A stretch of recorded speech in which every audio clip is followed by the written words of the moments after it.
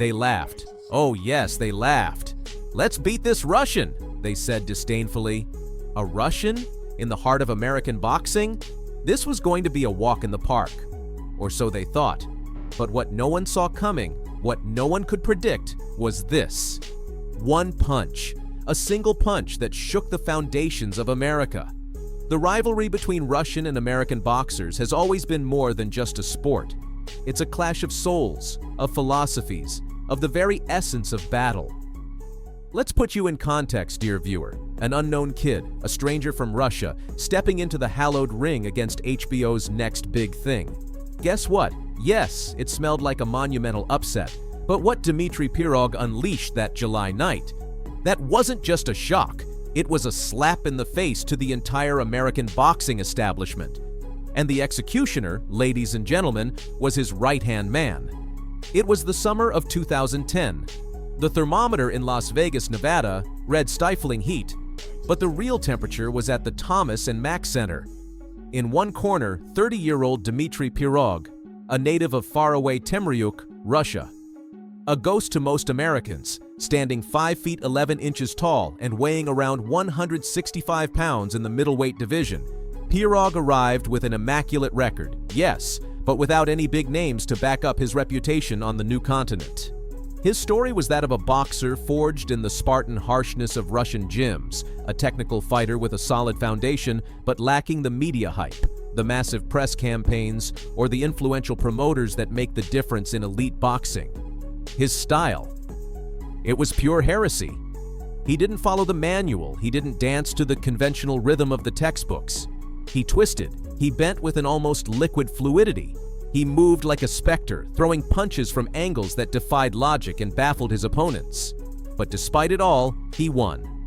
And not just because of strength, but because of the wild, almost hypnotic beauty of his movements. And then there was Miracle Man Daniel Jacobs, the epitome of the American dream come true in the ring. A boxing Adonis, with an impeccable figure and a smile that won over the masses.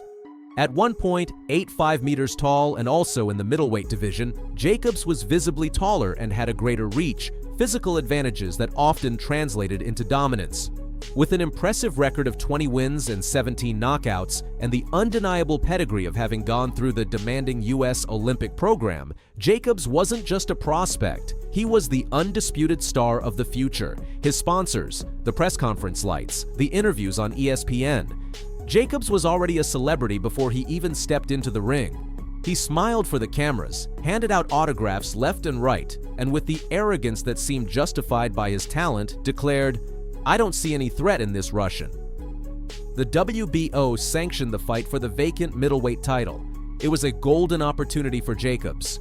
Everyone assumed the boy from Russia would simply cash his check, lose with dignity, and return home with his tail between his legs, forgetting the American dream. And Jacobs? Well, Jacobs would take the belt and continue his inexorable path to absolute stardom, facing the biggest names in the division. The trade press, the bookmakers, the boxing analysts, everyone was clear. Jacobs was the overwhelming favorite. The odds? Abysmal in his favor. But, oh friends, the fight. The fight was another story. A story that no one, absolutely no one, could have written. The fight first round. From the opening bell, Pirog's strategy was clear. Surprise and dismantle. He didn't behave like a submissive challenger. He took center stage as if it were his. His strategy was controlled chaos, a symphony of erratic movements, unexpected leaps, and constant changes of pace. A dance of feints and counterpunches that completely disoriented Jacobs, who was used to dictating the pace of his fights, imposing his jab and his distance. Either of whom could conceivably someday be a... Well, right away you saw Danny Jacobs come back, and he's realizing that his upper... And this was clear on the tapes at which we...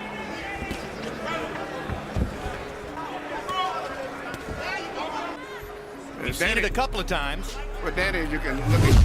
Pirog's almost feline fluidity contrasted starkly with Jacobs' more orthodox stance, who methodically sought the power shot with his left jab and powerful straight right. Pirog worked to confuse the audience. His constant head and body movement made him an elusive target, a shadow in the ring. Jacobs, meanwhile, tried to gauge the distance with his powerful jab, but he found himself facing a slippery Pirog who darted in and out, throwing unconventional combinations that didn't hit with the power of an imminent knockout, but with an annoying precision that racked up points and, more importantly, frustration. Ruddock momentarily switched southpaw to throw that left hand. Now Jacobs goes back to his conventional stance. They'll match up against each other most of the night. Steele has not found a way really to upper body movement. It's really creating a problem for him. Second round, and in the second round, the first big wow of the night resounded throughout the arena. At the end of the round, Pirog unleashed an unexpected two-punch combination that caught Jacobs completely off guard.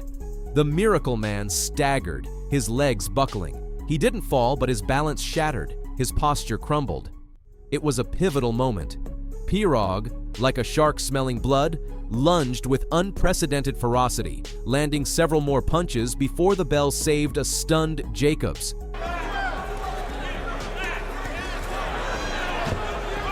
He's going to have his hands full tonight. Yep. He quite a few trips here attending fights. Says he's only been here a week. Says he didn't take that all that he lost that derailed his career. It's tough. Things look very good for him for the first quarter of the night. An improvisational quality to what Pirog does. As I said, he moves his head in and out. Break. I said a lot, not as fast in the front row, but he twists and pivots, changes his angles. But he's a pressure fighter, which is a... He had ruthlessly stolen the round, and the confidence of the favorite, America's Golden Boy, was beginning to crumble in full view. If you're enjoying the fight, click like and the bell so you don't miss more videos like this. Third and fourth round. The third and fourth rounds were a whirlwind of emotions, a veritable war of strategies, a brutal and elegant chess match in the ring. Jacobs, the American prodigy, managed to find some gaps in Pirog's unorthodox defense, landing powerful right hands that drove the Russian backward. With each blow from the favorite, the crowd roared in the hope that logic would prevail. But Pirog was a demon, an indomitable force. He continued his unpredictable dance, moving with the grace and audacity of a young Roy Jones in his prime.